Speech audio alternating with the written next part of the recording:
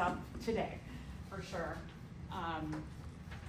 Write out what we covered so far, study, quiz, write out, study, quiz, write out, study, quiz, quiz, quiz, quiz. So start studying now. This first unit is 5 chapters, so don't wait till later to get started.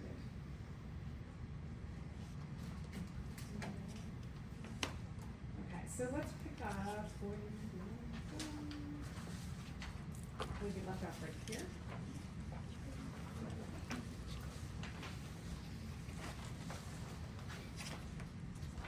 I'm gonna come back to this in a second. Let's do this question first and then I'll come back to this. So I like to add these questions in. For this question, what is an equivalent hypothesis to will I pass this class? So remember, you are looking at what is the best answer, because in this one there definitely are a couple of correct answers. So passing is a C, right? So will I get a C in this class? That's equivalent, right? It's passing, okay? I will get a B in this class. That's passing, right? B is passing. Is this class easy? Does that have anything to do with passing? I mean, sometimes easy classes you can get an easy A in, right? Hard classes, you all know, you take a lot of hard classes, you have to work hard in. So that isn't anything. I will pass this class. Is that the sentence form of that question? Okay, so I kind of think in terms of 1, 2, and 3 so far, this is more equivalent than the other ones. And then an A is easy to get in biology. You know, hopefully all of you believe that's true. But, and again, that's just kind of saying something about biology, not necessarily passing the class. So if I were you, I would choose as the best answer, as the equivalent, I would choose number 4. Even though 1 and 2 are also correct. 4 would be the best choice. Anybody have any questions?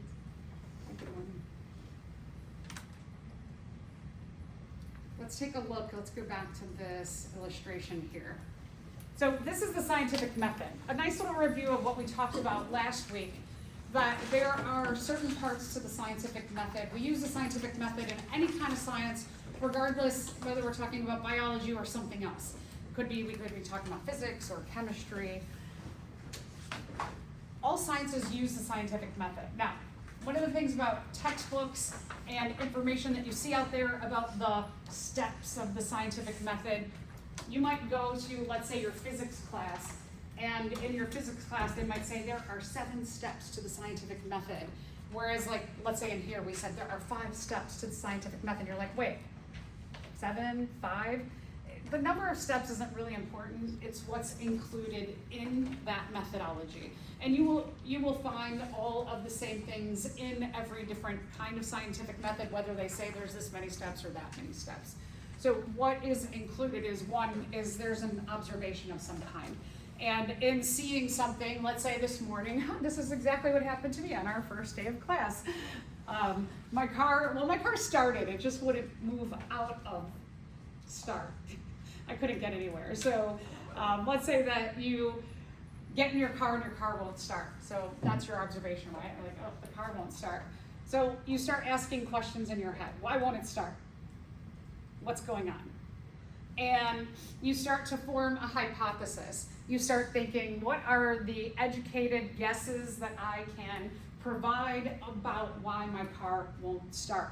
Maybe even, maybe you hear something, or you see a light, and let's say that the little check engine light goes on, you don't know what that is, and so then you there's the symbol, and that lights up on my dashboard, right? That might be a question that you start to do research on, or sometimes when you turn your car on and it doesn't start, it goes click, click, click, click, click, click, click. That usually means that there's something to do with the starter of the car, but you don't know, right? So you turn on your car and you're like, it won't start, but there's clicking, and so you might search that out, or you might call somebody who knows something about cars. So you're going to do a little bit of research, usually right in between question and hypothesis is a time that you do a little bit of research. And maybe you call someone, maybe you get on your phone, maybe you go to the manual of the car. You form a hypothesis. In this case, the car won't start because the battery's dead. So the person driving this car, they make an educated guess that my battery is dead. And then you're going to do a prediction. The way that you're going to predict is that you're going to carry out an experiment or observations about your hypothesis. So let's say that somebody is home and knows how to change a battery. That would be awesome, right? If you lived with a mechanic, someone who could just, like, you have any car problems, that they could come and do it. Otherwise, you might have to get your car towed all the way over to a mechanic. So you get your battery replaced, and then you look at those results. You make conclusions about what happened with the battery. If the car doesn't start, then you're like, oh shoot, I'm going to have to reject my hypothesis that it was the battery. I replaced the battery, car still won't start. So what we do in the scientific method is you go back. And you go back to your research and hypothesis stage here. You ask a new question about the car. The car won't start because, I don't know. I don't know that much about cars. I just know the things that have been wrong. So you ask a new question about the car, and then you go through this again.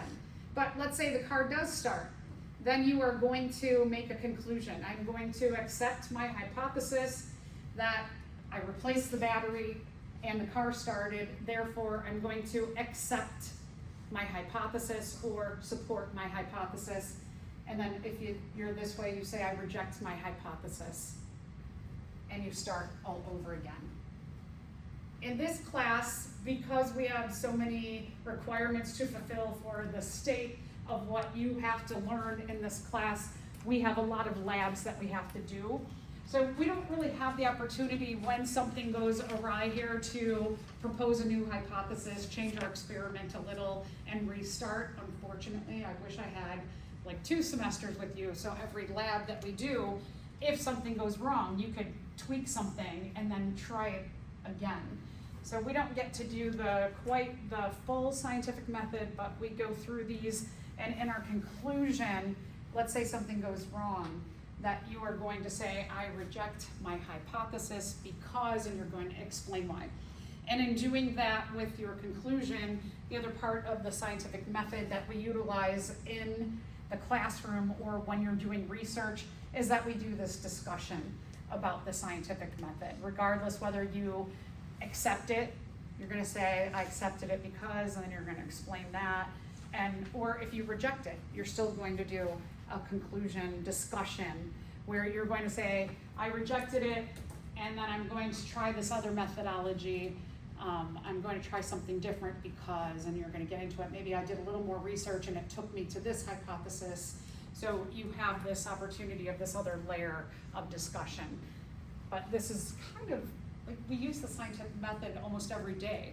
When there's a problem, you kind of go through this set of things, right? You do little experiments, whether you're really realizing or not.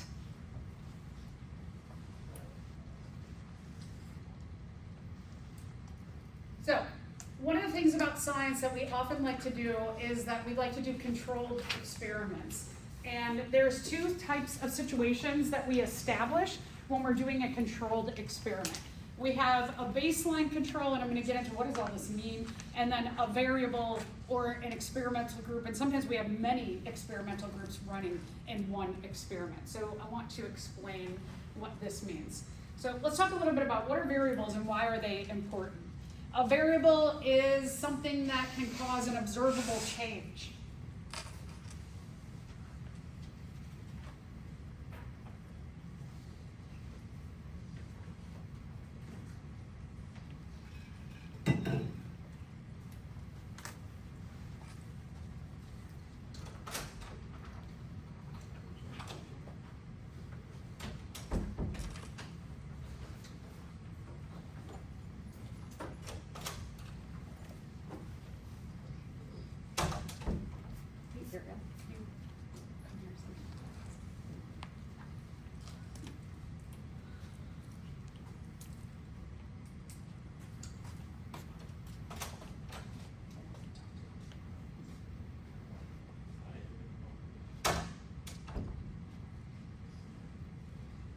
So one of the things about the scientific method is that we get really specific about what we are testing.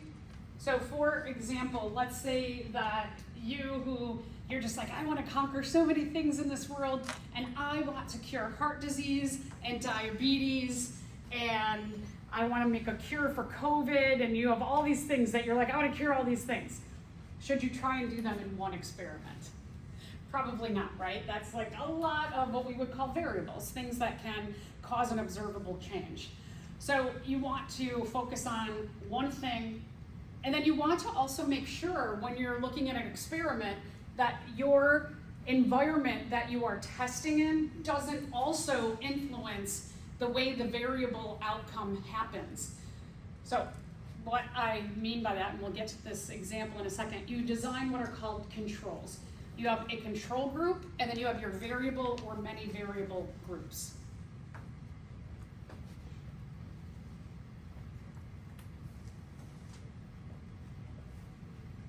What you want to do is you want to make sure that everything is the same between the control group and the variable group, except that the variable group has the thing you're testing and the control group does not. So again, you might still be like, wait, what does that mean? So we want to make sure the environment in our control and our variable stays totally stable. We want to keep everything exactly the same except for the variable that we are testing.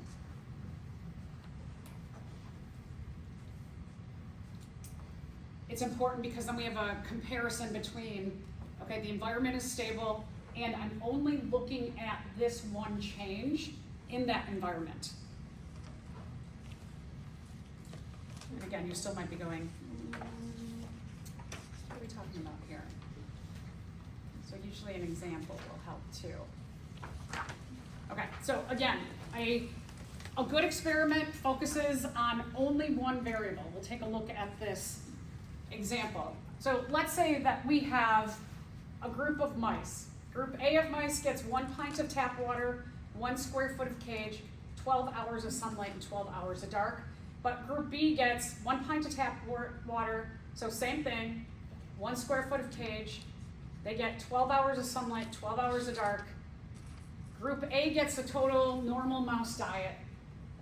So they're eating like grasses and seeds, whatever they would eat out there on the prairie. And for group B of mice, you're going to give them a low carb diet.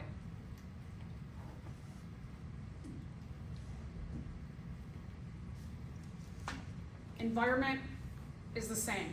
All of these things we keep exactly the same between the two groups. So what is the variable in this experiment? Yeah, good, the diet. The diet is the variable here. If we gave, let's say we gave them bottled water, but we gave them tap water, and then let's say in our observations that this low carb diet, the mice here, let's say that they gain weight. Could you, if the water is different between the two groups, could you like absolutely 100% say the diet is the thing that caused them to gain weight? No, right? Because you've got different variables. The environment is different here and here. So we keep everything the same here. So any changes between these two groups, any standard of comparison between this and that, hopefully we can zero in on it's the diet that is causing that observable change.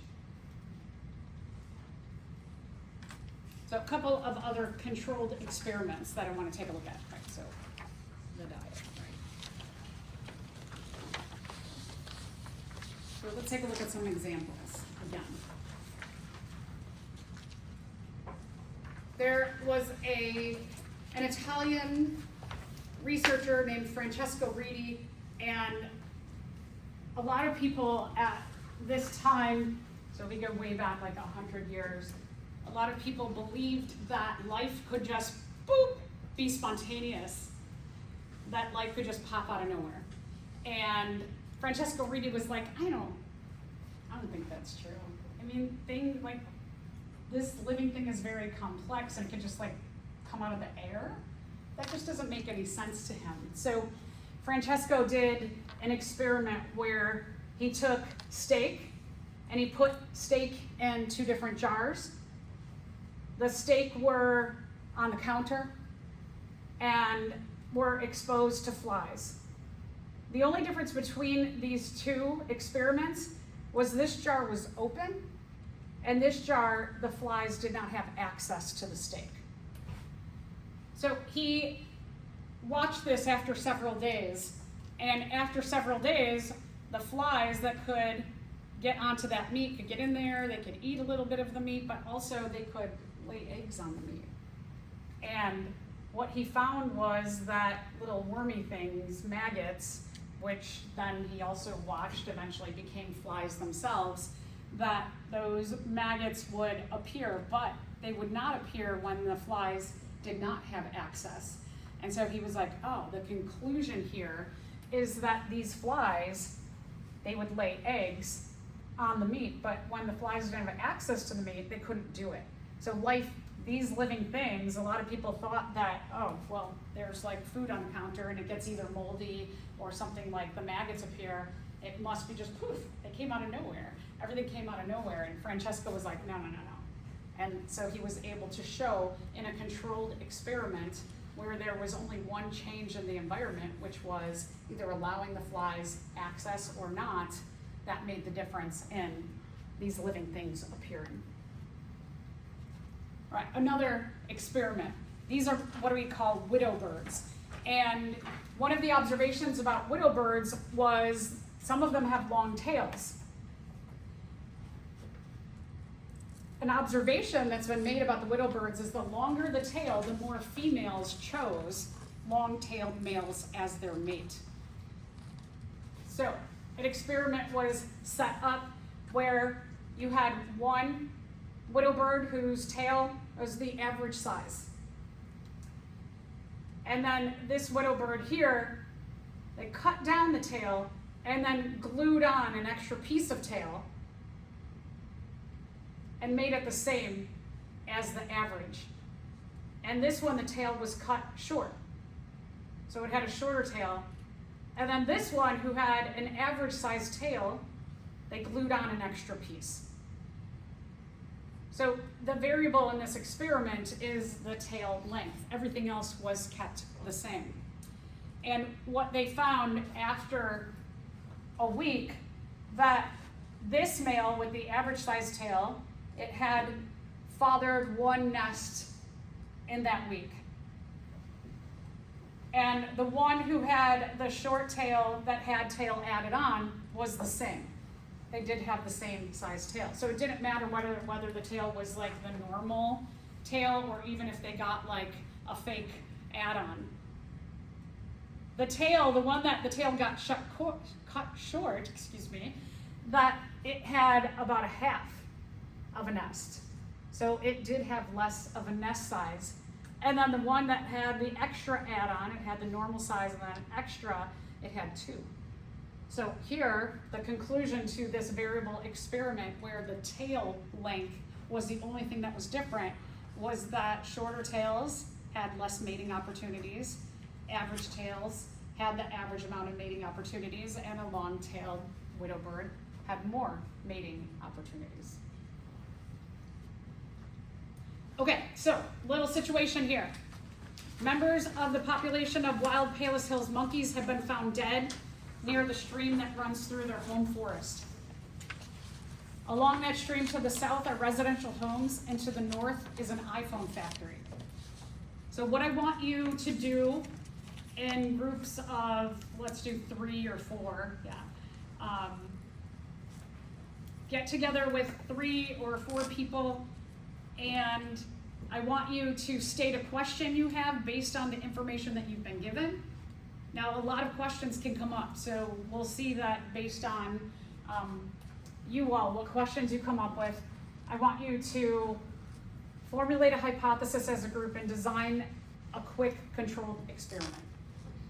So I'm going to ask you either turn around or maybe move.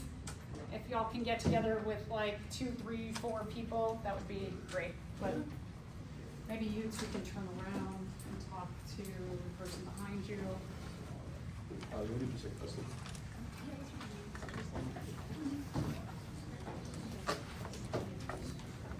you two can work together if you want. Or if you want to, if the two of you want to join them, they're up to you, or you can work alone. It's fine if you want to just stay. So there's two factors here. There's the residential homes, and then there's the ice cream factory. I'm gonna give you 4 minutes, so work smart.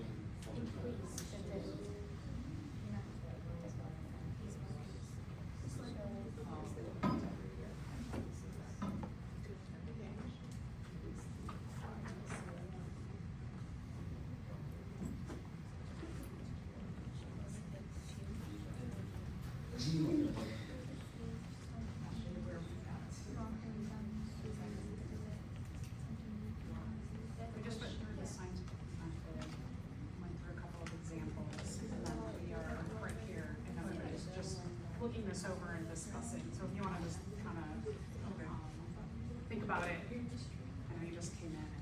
Appreciate it. Thank you.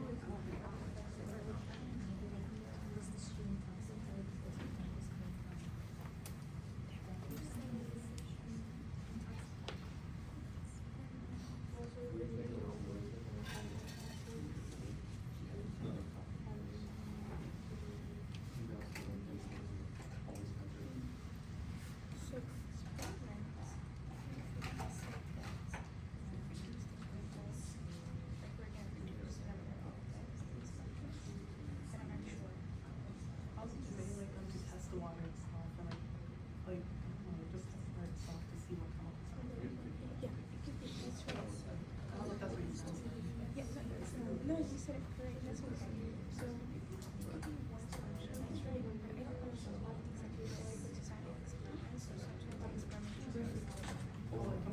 know exactly what I put to sign it. So sometimes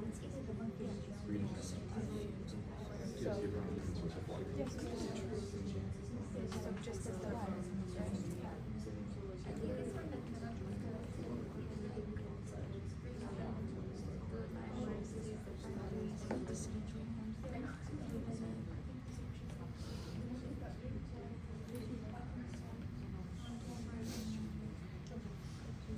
Okay, let's wrap this up in 1 minute.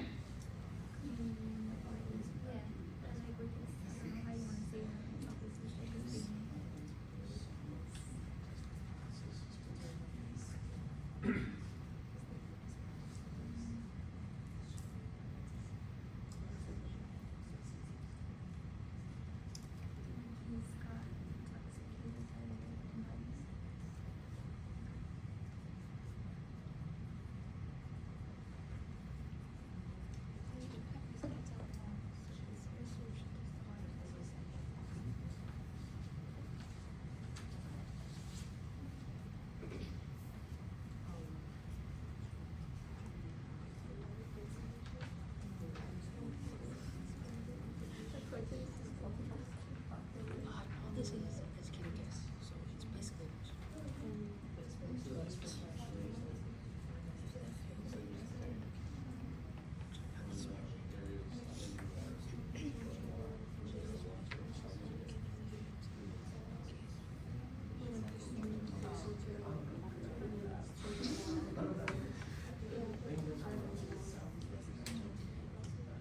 Okay, if you all don't mind doing a little sharing, I would greatly appreciate it. So, what are some questions that you came up with? Our group just came up with a simple question like, why are the monkeys dying? Good, yeah. I've got a lot of people have that. Does anybody have anything different? Oh, good. So the side effect is the one having an effect on their life. Oh, very good one. And did you have another different one? Is the water from the stream contaminated? Okay, awesome. Anybody else? Any other ones? Is the iPhone factory actively putting good. Anyone else? Anything different? Yeah, Deja? I asked, is anyone in the community downstream affected as well? Good question. Yeah, thinking a little more globally. Good. So lots of questions, right? Just you're given limited information, and this is often when you have a job out in the world, you might get just limited information, and then they're like, okay, figure it out, right? So you got to start somewhere. So you start with one of your questions that you have. So I know that the questions go along with the hypothesis. What are some experiments that you designed? Can you all give me a brief overview of your experiment? Thank you.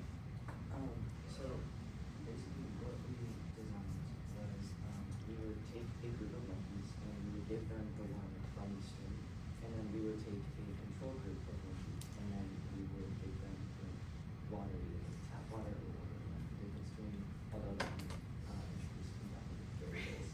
Right, yeah. So it gets complicated really fast, right? That you're trying to control. Yeah. Thank you. Make previous monkeys each drinking a different water source. So one from the compacted side, one from the residential side, and one drinking tap water. Oh, very good. So you kind of broke them up and then added another group that just gets the regular water. Very good. Yeah. Control. Great, great. Take water samples upstream and then downstream of the factory, and then look at the composition of the water. Good, yeah. So start maybe with the water. Yeah, there's a lot of ways. Anybody else have anything different? Good, thank you for sharing. I appreciate it. And that was great that we can see sometimes in science we just start with very limited information and we start somewhere. So, and just thinking about that process of the scientific method, you might have to loop around and around and around and around to get to the conclusion that makes the most sense. Excellent. Okay, so well, thank you so much. Let's continue on talking about some other things in science. One of the goals in science is to just, like figure things out. And one of the ways that we figure things out is that we utilize theories. So let's talk about the difference between what is a theory, and then we'll get into comparing that to a hypothesis. A theory is an explanation for something, some phenomenon, some idea. We don't really like to call things facts in science, we call them like facts, and I'll talk about why in just a second. And this conclusion about this idea, so many scientists have done tons and tons of research, so there's so much data, lots and lots and lots of data that's all coming to the same conclusion. Here's the other thing about a theory, is that given the current technology, we cannot disprove this. So perhaps with Francesco Redi, before Francesco Redi came up with this very simple experiment to show life doesn't just pop out of nowhere. Life comes from life. Those flies gave rise to those maggots, and then if you watch those maggots grow, they metamorphose back into flies. That before that, maybe everybody was like, hey, life comes out of the air. It just spontaneously happens. And so then he uses very simple technology, right? He just takes like a glass jar, could be very simple technology, and it changes what we know about that idea. So given the current technology, we might have ideas about, like, let's say gravity, that gravity, the idea of gravity is that we are on the earth and we don't move off of it, right? Maybe in 100 years, someone comes up with new technology that shows some other reason for gravity. So these are things that everybody agrees on, the whole scientific community agrees on. We have so much data to come to that conclusion, but maybe the technology changes in the future and that we have new ideas about why a theory happens. Remember that a hypothesis is just an educated guess. You are saying, I think this happens because, and you have some information based on your own experiences, based on maybe using your phone, talking to other people. If you are working on a science project, you would go to maybe journals. If you're a researcher, you would go to those same journals, the peer-reviewed journals, and then you'd also talk to other people in the field. So this idea of this kind of educated guess, we get a little more information as we grow in our science experience, but even when you come to a conclusion about something in an experiment, does it make it a theory? Did the whole scientific community come behind you and say, I have data to support what you thought? Right, just like we talked about last week, the neon green sky. If the sky was neon green and you were like, I think it's going to be a tornado, and you say to someone, I have a theory that there's going to be a tornado, is that the correct use of the term? Right? The whole scientific community did not get behind you and say, yes, we have data to support what you're saying today. No, you're just doing an educated guess based on knowing there's some association between green sky and tornadoes. All right, so let's talk about a few basic theories of biology. Francesco Redi came up with, from his very simple experiment, the cell theory, that all organisms are made of cells, and that life, the biogenesis theory, life only comes from life.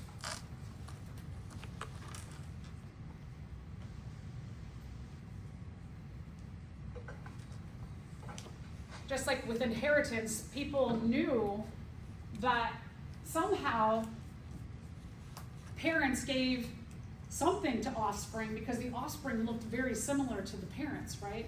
But eventually, not until maybe like the 1900s, they might have had ideas and they got to that point where they're like, yeah, parents give something to offspring. There's something that's happening there.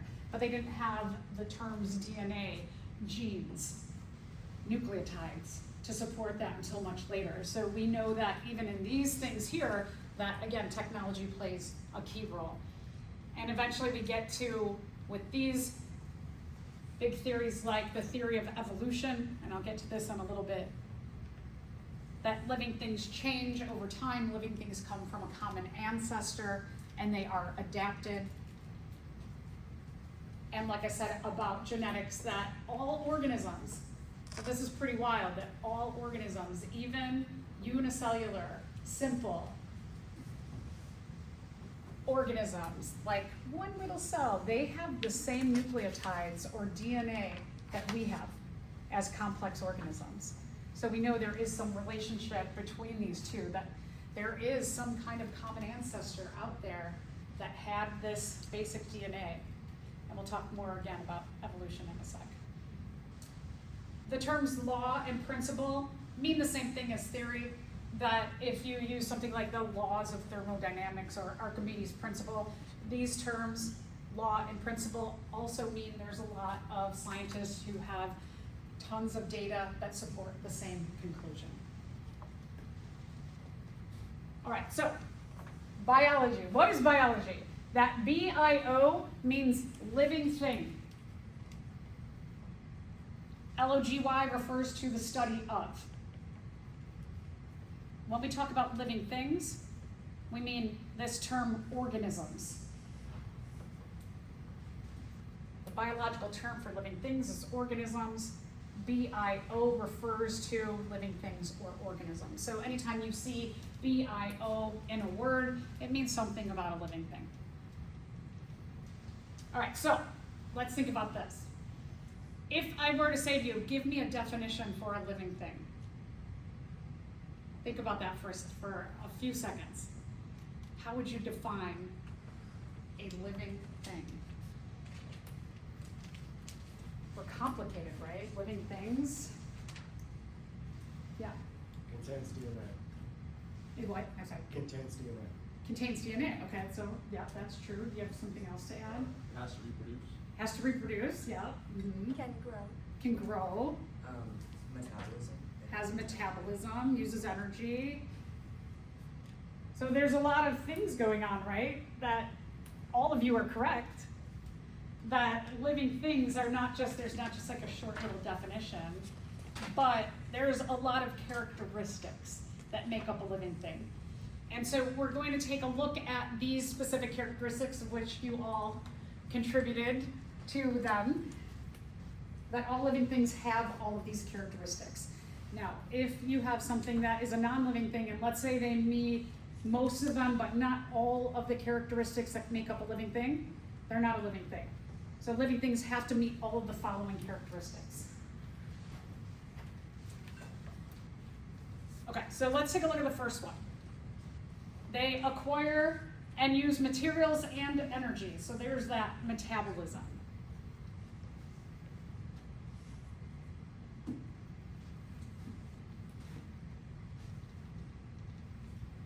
Energy is the ability to do work. We're going to talk a lot about energy. Organisms need energy for survival. Our brains tell our stomachs, hey, feel something. Sometimes your stomach actually grumbles or growls, right? It makes noises and it feels a little bit of pain. And your focus goes from like when you are hungry. This is an enormous survival need for us, is to acquire energy that we are constantly reminded when we are lower on energy, go get some, right? You get fixated on like, I'm hungry, I'm hungry, I'm hungry. So that is helping us to fuel all of our other characteristics of life. You have a lot going on, right? You go to school, you have a family and friends, jobs, maybe you're volunteering, you're doing all kinds of things in your life, and it makes you tired. And we have to fuel all of that. So we're reminded by our complexity that we need to get energy. The ultimate source of energy for us on the earth is photosynthesis. Photosynthesis, it produces our food. It also produces oxygen. We're going to find out later in the semester that by using photosynthesis, food and the oxygen that we breathe in helps us to efficiently break down our food. So what photosynthesizers provide to us, oxygen and food, those two go into what we call cellular respiration. And it helps us to use oxygen to efficiently break down our food and supply energy to our cells. It's a really cool, amazing, complex process, both of them. Organisms that are called autotrophs, they are, by definition, auto means self, troph means feeder.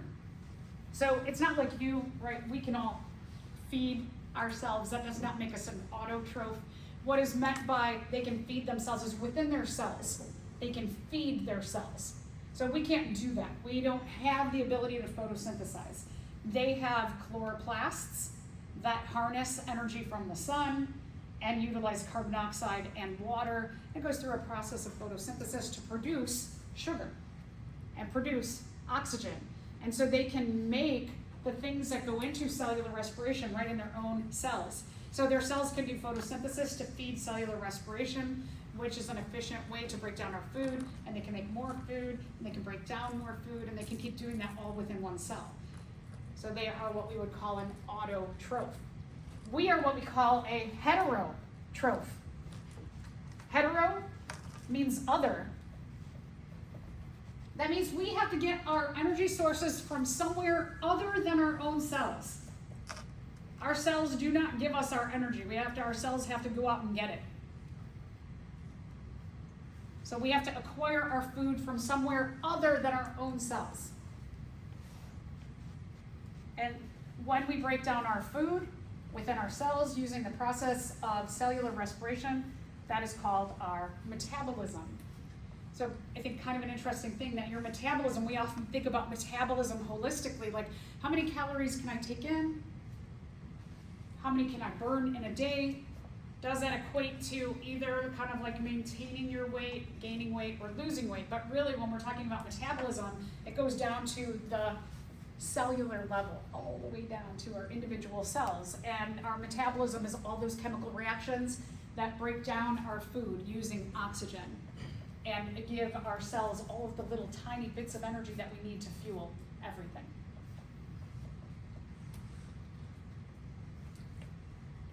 So, the need to acquire energy will lead us to supporting all of our other characteristics of life, that organisms actively maintain organized complexity. We are going to study all the parts of the cells, all of the little organelles that are working in our cells.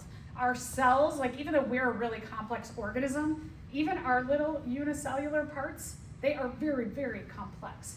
So we have to maintain that complexity. We will see throughout the course of the semester that we need to be super duper organized to maintain that complexity.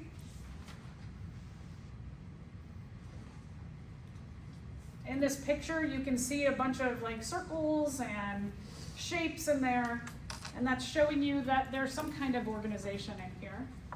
And all of those little colored parts do something to help keep us organized, to process our energy, and do all the other characteristics of life. And our organization, not only is it within ourselves, but it goes all the way up to really, really high levels of a global type. So when we look at living things are based on atoms. Now, atoms and molecules are not living things. These are non-living things, but we need these non-living things to come together in groups to help make a cell, which is the smallest unit of life. Organisms can be one cell, unicellular, or they can be billions of cells like us. Cells come together in groups to do specialized things called tissues. Tissues come together in groups to make organs. Organs come together in specialized groups to make entire systems and complex organisms. And then you have organ systems come together to make some kind of complex organism. Organisms that are the same species, that live in the same place at the same time, are called populations. Different populations, so like us and all of the plants that are out there, the fungus, the animals, we are what we would call a community. All the living things of different species that live in the same place at the same time are a community. And when those communities interact with the non-living portions of the environment, we call that an ecosystem. And all of the ecosystems of the entire Earth make up the biosphere. So that leads us to another characteristic of life, is that organisms perceive and respond to stimuli.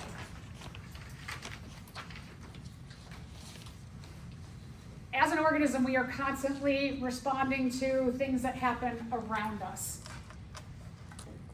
We will categorize stimuli based on, does this stimulus, does it contribute to my survival or not?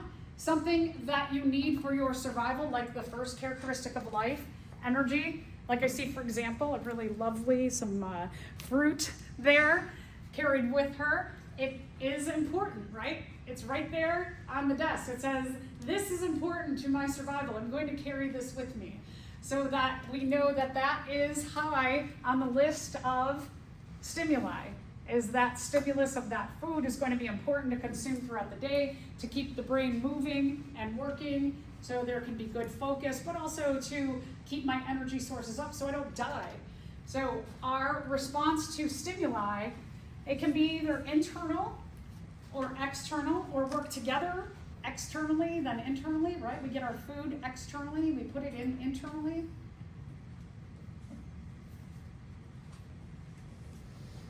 We usually use our senses in some way to respond to stimulus. Even a plant.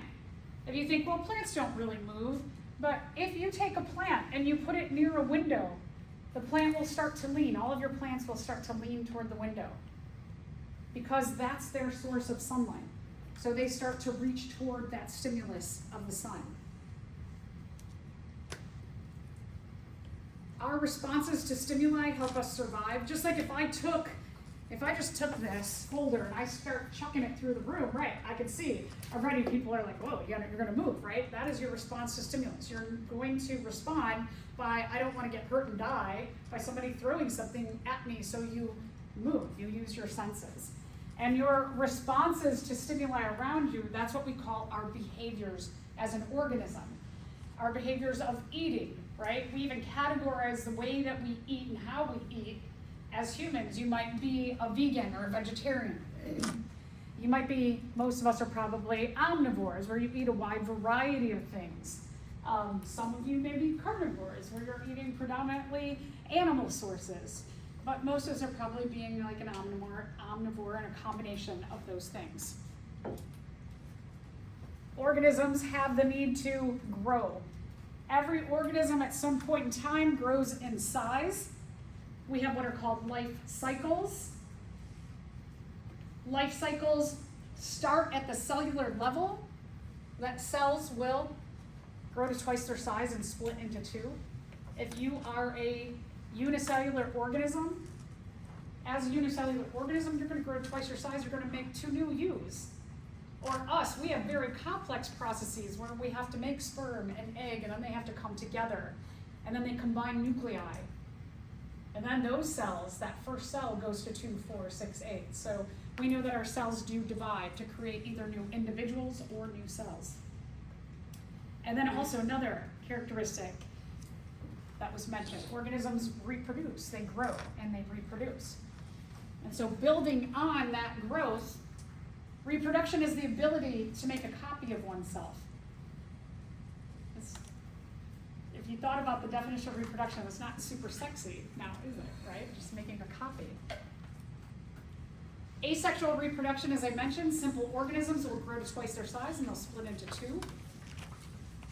Or with sexual reproduction, you have to have whole systems to make sperm and make egg, and then get those sperm and egg together to form one cell. And that's sexual reproduction. And the whole basis of making those cells and reproducing, the point is to pass on the instructions or blueprints of how we are organized and constructed. So again, we're going back to another characteristic of life, that organization. We know now, based on technology changes over time, that what is passed on from parents is in our cells, and what tells us how we are organized and constructed are genes, and genes are made of DNA.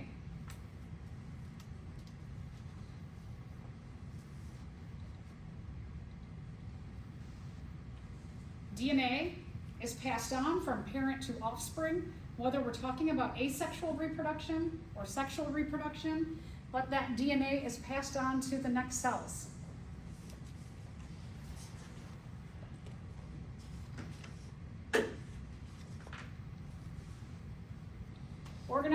Organisms collectively have the capacity to evolve. Okay, so this is a little more complicated. This gets into very, very long periods of time when we're talking about evolution. As I mentioned before, all organisms have DNA. They are the same nucleotides, A's, T's, G's, and C's, and that has given us the hypothesis that all organisms have one common ancestor. When we look at evolution over time, we know that organisms change and become better suited to their environment based on pressures from the environment on a population. So a couple things that I want to mention is that the theory of evolution has a bunch of parts to it. It's a kind of a big theory. It says that organisms have a common ancestor. And we know that based on all organisms have the same kinds of DNA, based on A's, T's, G's, and C's. Now, there's a big hypothesis part of evolution that says, well, how did life start? That's a hypothesis, how it started. So you all can have different ideas of how life started, and you could, have a philosophical discussion with other people and say, well, I think life started like this, and they can say, I think that, and you can talk about why you think that, and some of us it'll be based on belief systems, and some of us it may be just, like what you're feeling. But do any of us have the answer of how life started? No, nobody does. And even science says, we have some ideas, we have simulations that show how life may have started, but do we absolutely have the data to support this is how life started? No. So here's like an interesting thing about evolution that's often a misconception, is that people get like, I don't believe in evolution because I believe life started in this manner. But science is saying, go ahead and believe how you believe life started. because we don't know either. That's hypothetical. But the theory portion says, yeah, we know living things come from living things, and all living things have the same kind of DNA, so there is some connection there. Beyond that, how that first thing came about, nobody knows. There are the theory portion of evolution that says that living things are adapted and change over time. And what we mean by adaptation and changes over time is that that is based in what we call natural selection. And this is a theory portion. There's tons and tons of data. If you all go on to take Bio 112, Professor Bernard will teach Bio 112 honors. She's amazing. You'll get into the nitty-gritty of evolution. But just to give you an example of how evolution happens is that when we're talking about adaptation. So let's do us for example. So right now we're living on Earth, and we are well suited to living on Earth because we have legs, right? And we can walk around efficiently on Earth. Now let's say, so given the environment of the way Earth is, humans, we are very well suited to living on this Earth. We are successfully thriving, kind of, right? But we live, and we won't get too political, but let's say we can live comfortably. Not everyone is living comfortably, but humans can live comfortably because we have characteristics based in our DNA. Our genes make us well suited or adapted to living in the current environment. Now, let's say there's a drastic change. Let's say the environment changes, nature changes. Let's say that there's a huge flood, that the whole Earth is covered, the lands are all covered in water. And for most of us, we don't have a boat right now. All the buildings are covered. There's so much water that our greatest means of survival is to swim. So based on all the other characteristics of life, we know that we need, number one, probably like most important focus on our survival and our response to stimulus is that we need to get food. So if all of the Earth is covered in water, is food easy for us to get any longer? Right? We can't swim up to the McDonald's anymore. We have to go and we have to hunt for our food. Are we well adapted to hunting for food and water right now? No, right? So that's going to be tough, right? Is it going to be tough to swim constantly? The land is covered. We don't have anywhere to rest. So, as humans, because the environment changed, we are suddenly not well adapted to living on the Earth. Natural selection has occurred. Nature selected for us right now, right? We're selected for, we're thriving in general. We're easily, in general, surviving as a species. But if the environment completely changes, we are no longer selected for when it's covered in water. So humans as a species, because of natural selection, we go from being selected for or adapted, having easy survival. In having easy survival right now, humans keep reproducing, right?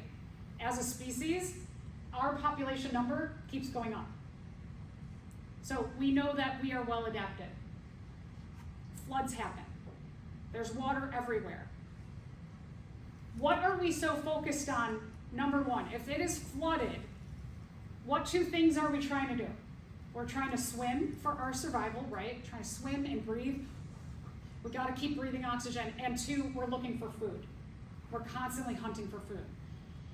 Do you think we have time to stop and reproduce, given our new situation, right?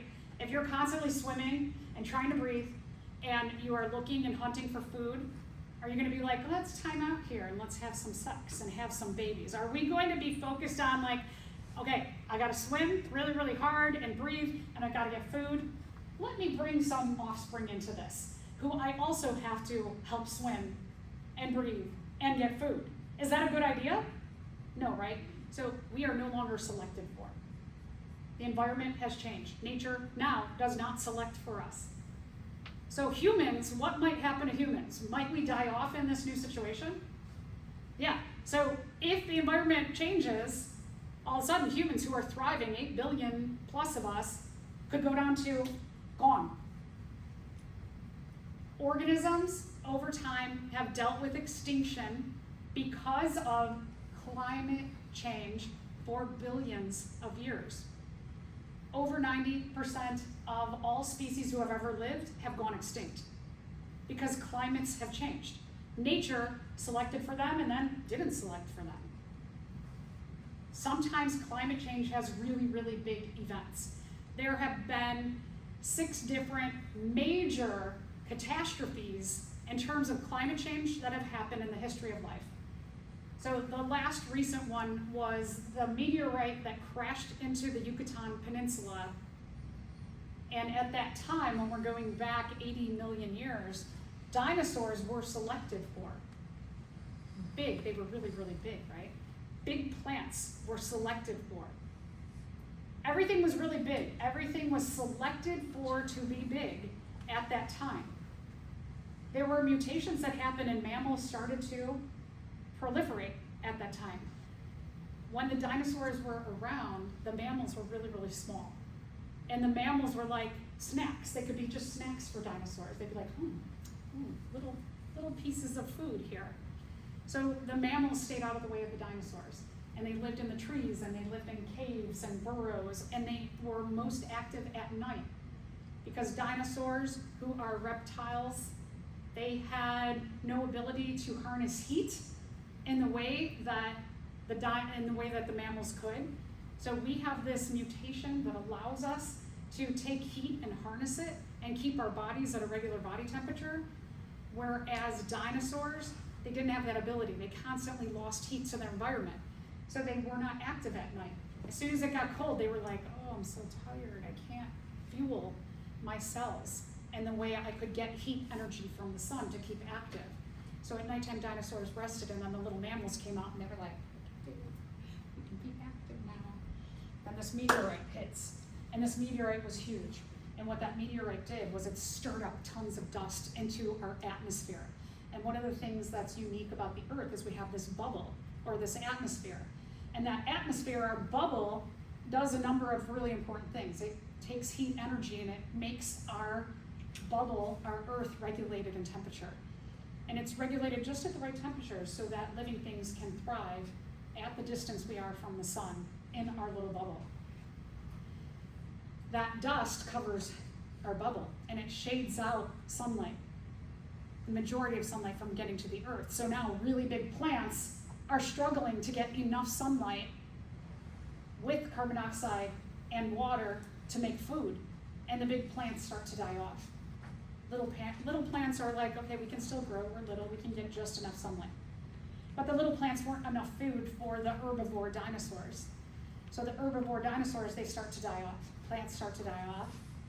Herbivores start to die off. Omnivores and carnivores, plants start to die off. Herbivores start to die off. Those that are omnivores that eat those things, well, their food sources are gone. They start to die off.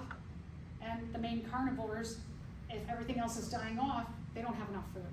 So eventually this chain effect of this dust filtering out sunlight energy, it knocks out all of the big organisms.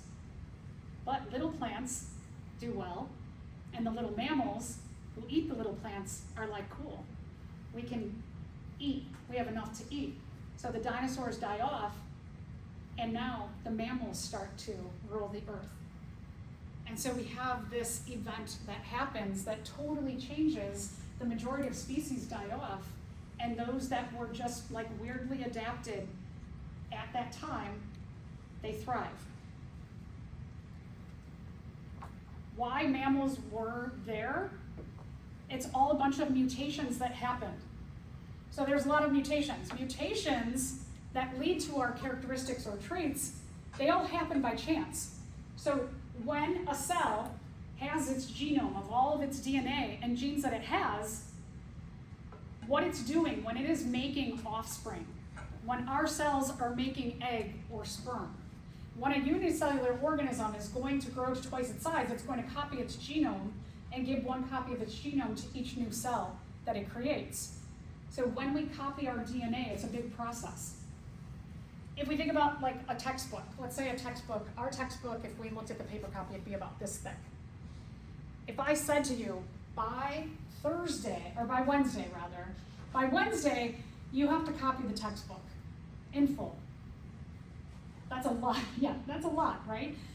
Do you think if you were trying to actually get it done, I mean, the likelihood of you getting it done would be very slim, right? But if you were like, and I said, if you don't get it done, you failed the class. You have to get it done. So you all, I know you all would be like, every minute, you'd be like, I gotta work on this, right? Do you think you'd make mistakes copying that volume of information that quickly? Yeah, you'd probably make a ton of mistakes. That's what happens when an organism copies its genome for either its cell offspring or making sperm and egg, is that they're trying to copy a ton, a big volume of information, our genes, our DNA, very quickly. And they do make mistakes.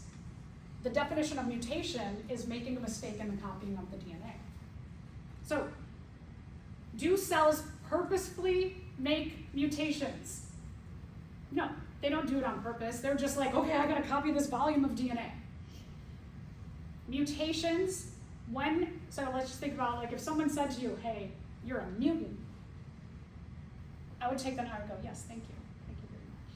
I'm a mutant. I'd be like, yeah, that's a compliment.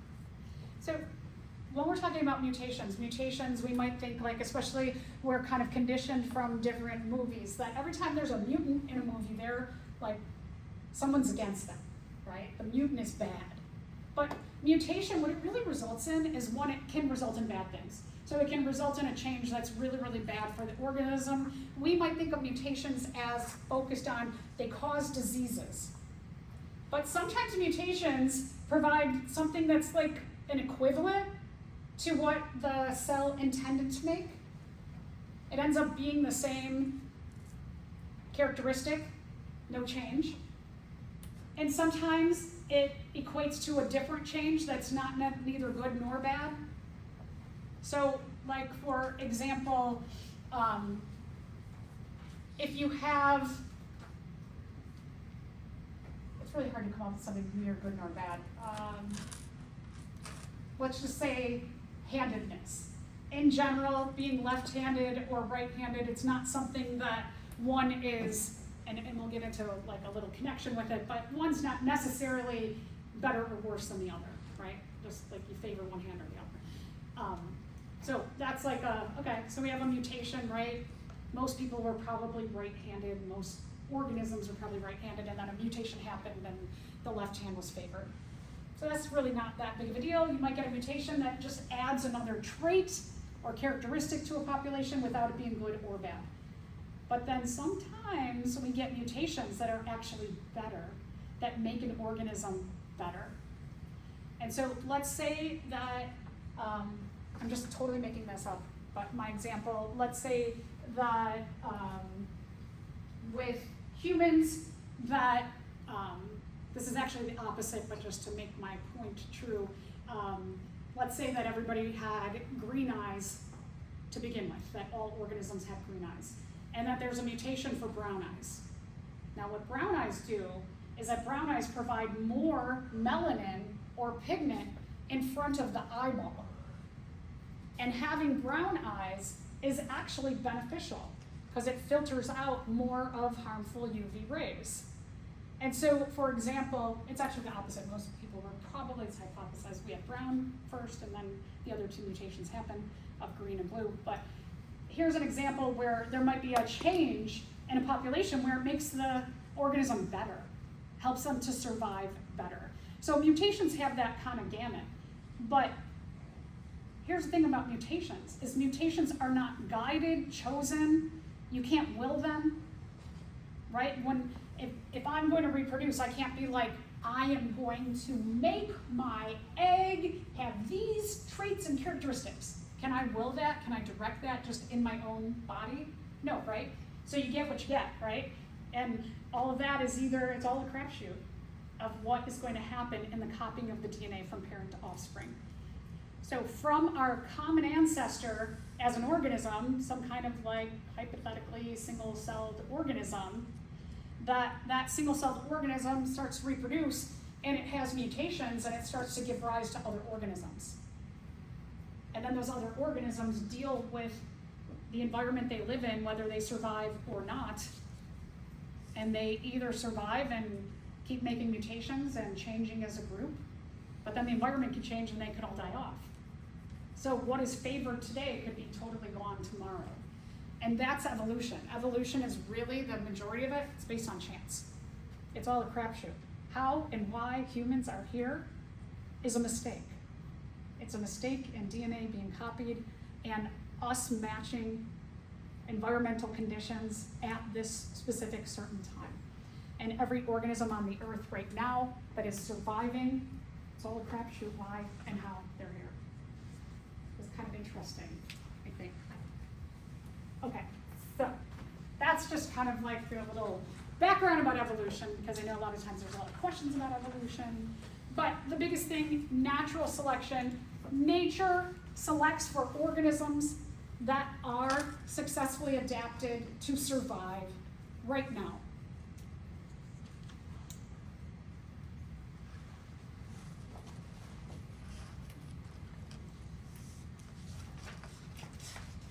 And what trait is favored today in a population can change tomorrow to what's favored, depending on what happens out there.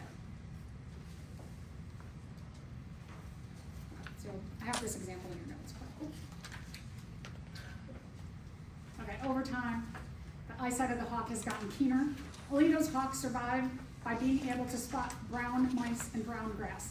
They reproduced and passed those good eyesight genes on to the next generation. This is an example of which characteristic of a living thing.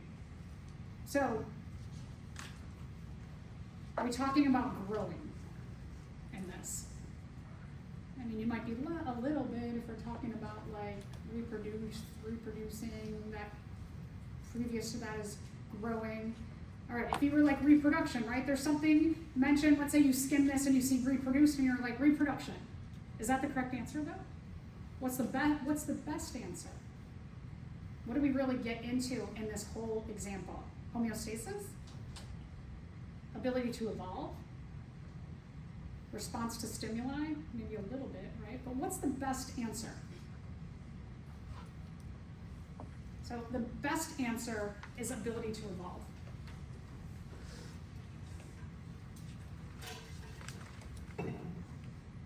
Okay, let's stop there.